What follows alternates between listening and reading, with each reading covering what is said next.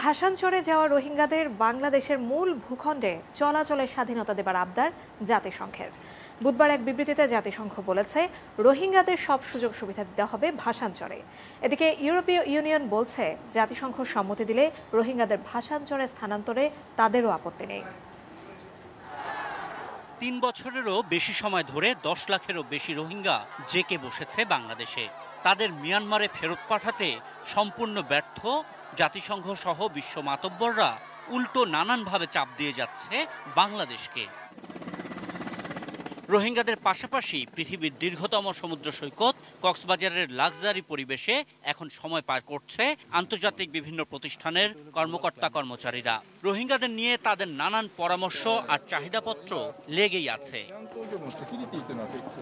মানবিকতা দেখিয়ে এখন আন্তর্জাতিক বিশ্বের চাহিদার চাপে চিড়েচ্যাপ্টা বাংলাদেশ।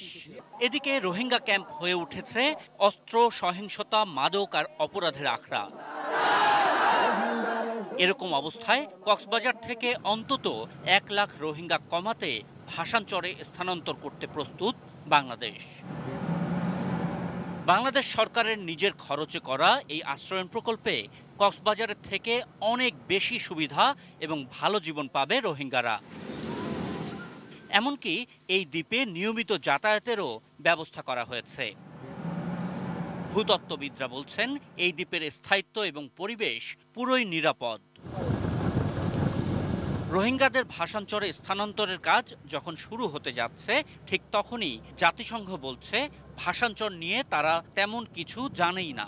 এমনকি সেখানে রোহিঙ্গারা যাচ্ছে এটাও বিভিন্ন মাধ্যমে জেনেছে জাতিসংঘ।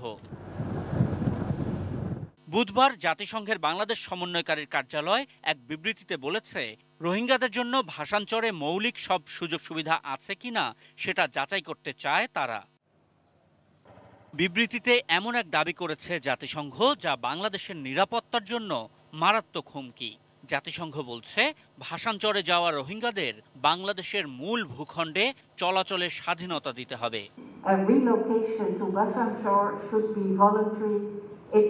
There should be protection issues that should be implemented so to make that relocation safe. এদিকে ইউরোপীয় ইউনিয়ন বলেছে, জাতিসংঘের টেকনিক্যাল টিম ভাসানচর নিয়ে কিছু বলার পরেই তারা নিজেদের প্রতিক্রিয়া জানাবে।